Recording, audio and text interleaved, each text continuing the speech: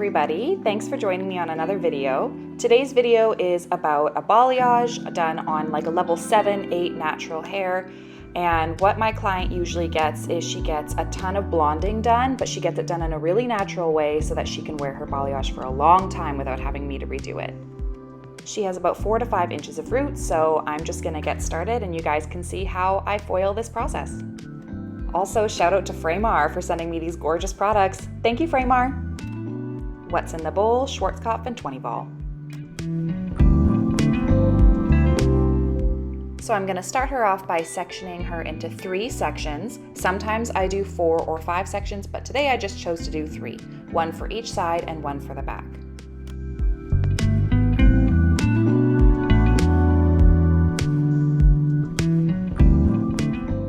I like to start with 2 diagonal sections in the back around the nape of the neck. And what this does is it gives the client really nice highlights for when she puts her hair up. They're really soft and they're at the nape of the neck. And I always back comb them so they look really, really soft.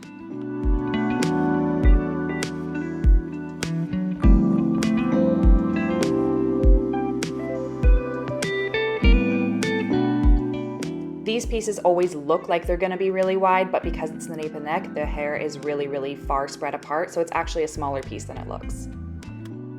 Then in the center of the V shape I just made, I take my neck section to connect the 2 diagonal back pieces. I back comb it and I hand paint before I put my foil underneath so I can get really soft blurring, and then I saturate through the middle of the area where she needs it redone. Because what my clients tend to do is they get a half balayage every 6 months and a full balayage every 12 months. This is a really good way for them to save their money. And then during the winter months, they get a really nice, soft, dimensional look underneath while their natural hair grows out. And then in the spring, summertime, they get all of their blonde touched up again. They get to be super blonde for summer. My client today doesn't usually get a dropped root in her balayage, so what we do is we back comb and weave everything. If I'm going to be dropping a root on my clients, I don't bother to back comb just because it's a huge pain in the butt to actually comb out afterwards. But with this client, because she's naturally a very light level and we lift her to a pretty light level too, she doesn't have a ton of contrast, so she doesn't need a dropped root. So we just do the blend with the back combing. I also do a very chunky weave when I'm doing low contrast clients because their natural level is a 7 or an 8 and they're going to a level 9, 10, which means that if you do a bunch of baby lights, it's just gonna look like their hair is lighter, but it's not gonna look really blonde and you're not gonna see pieciness.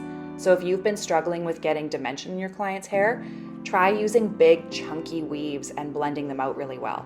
You're gonna get a better difference between the 2 colors and you're gonna be able to pick out highlights and lowlights.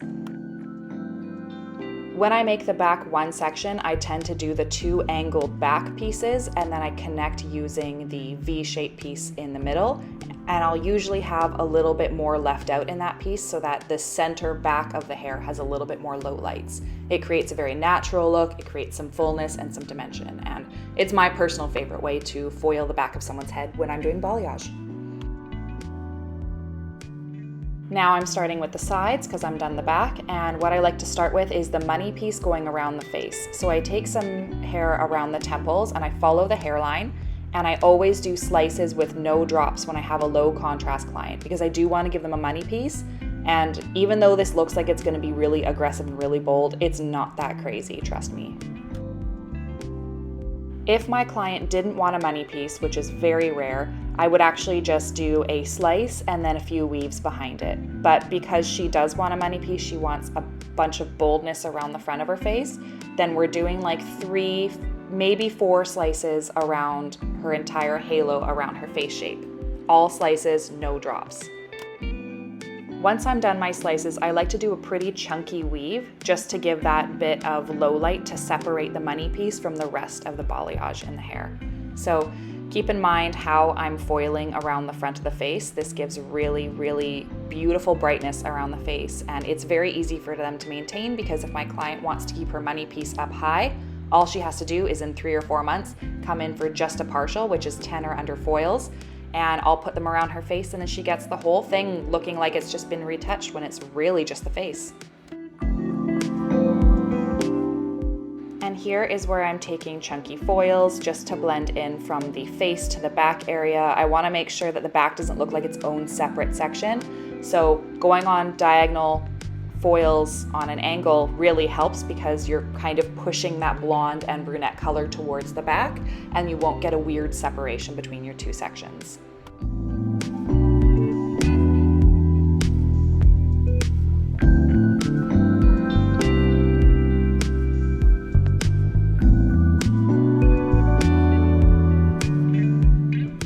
Now that I've moved up quite high, I'm going to start around the face and finish off her halo on one side. And this is where I take all those little baby hairs and I do a bunch of slices in a row, and I just really saturate them so that they get really nice and blonde.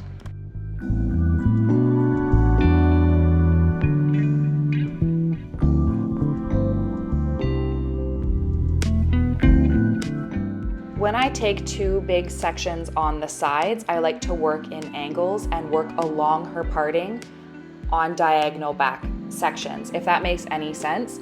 And the reason why I do that is because it covers a lot of ground and you also get a lot of dimension, and it's a little bit easier to see how your balayage is going to end up if you're working with the way the hair falls. If the hair falls forward on her parting, work diagonal back, and then you'll be able to kind of see where you're putting your highs and your lows in your color.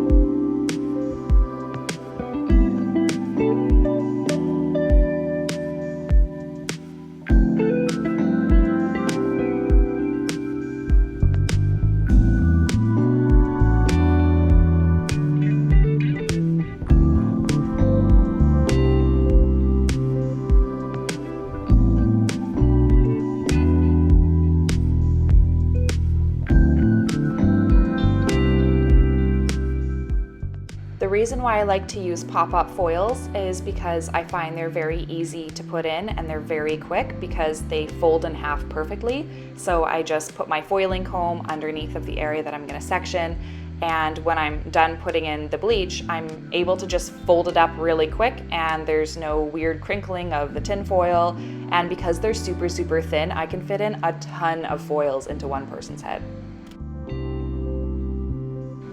And with this client, I did want to do her money piece and her sides before I finished up the top. And the reason being is that the top gets the most heat, so it processes really quickly. So I do want to make sure that I get my sides in there so they can fully process along with the top, because the top is going to catch up to everything else.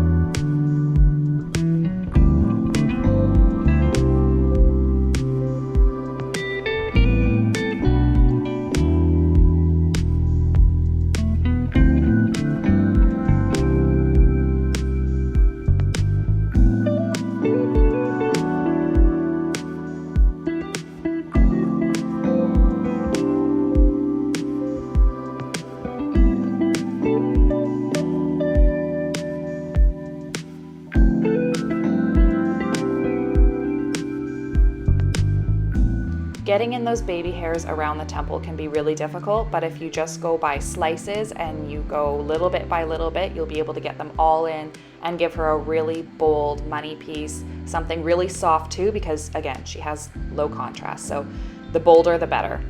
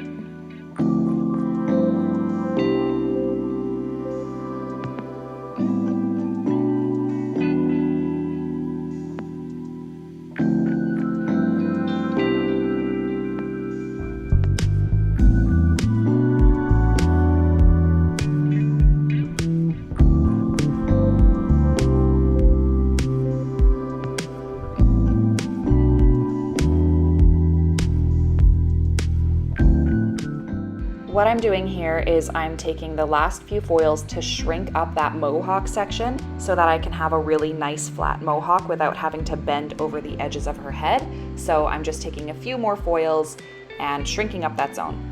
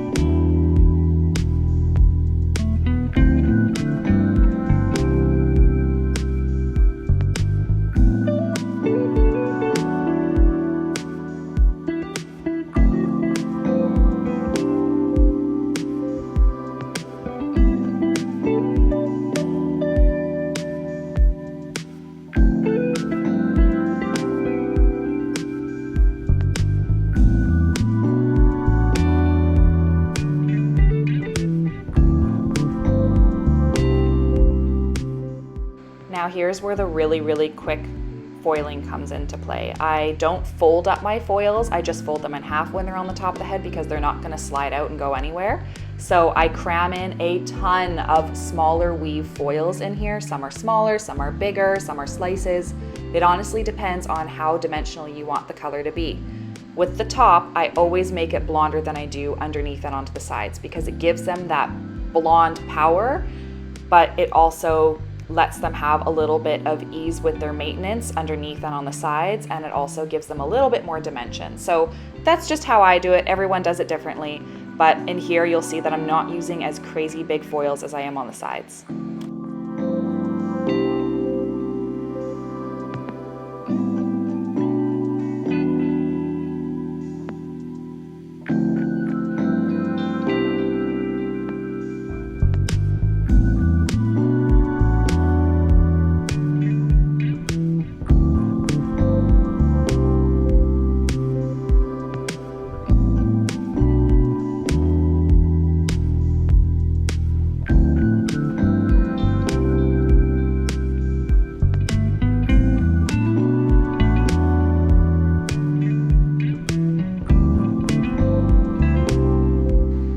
So I'm foiling every piece, and whatever gets left out is gonna be her shadow root looking area. So that's what I like about balayage, is that it's very low maintenance, but it's a really pretty style and it works for every hair color. Honestly, people with black hair, red hair, blonde hair, it works for everyone.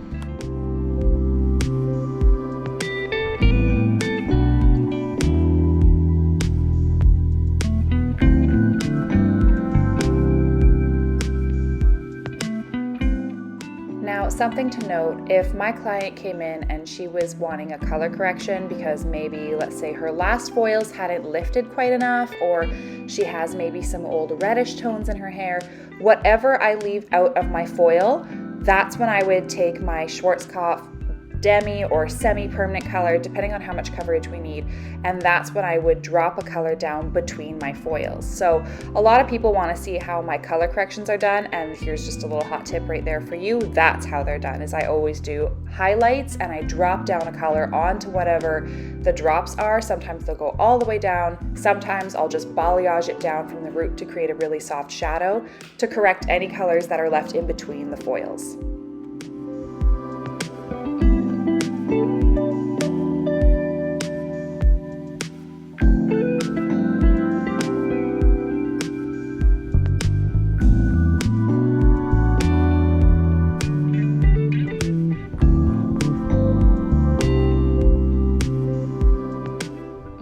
Another thing I like to do with my balayages that are getting foiled to this extent is I will do less blonde in the crown area and slowly work my way to doing bigger, piecier foils that are closer together towards the front.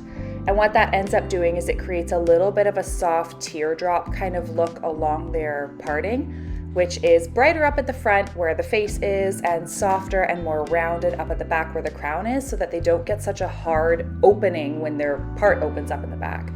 I have a lot of clients with cowlicks in the back of their head and it just opens up this big crazy parting. So when you do smaller, softer foils that are a little bit more spread apart, you don't get such a crazy grow out when it does start growing out.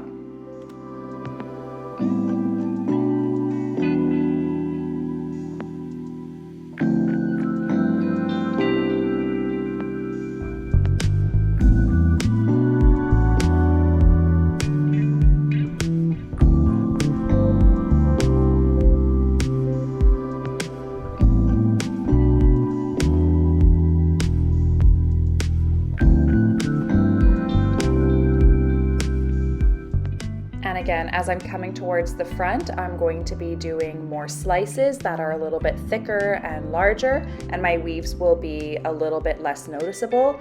That way I get a really blonde effect up at the front.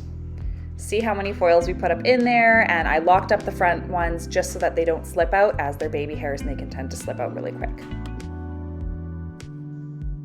So here is the final result. You can see that she has her slices and her weaves in there, which create beautiful dimension for blondes like this, especially when you have a blonde who's naturally a level 8 and she wants to go to a level 10 with her highlights. She still needs that dimension, she still needs that coverage, and this is the right way to do it in my opinion, but there's a lot of right ways to do it.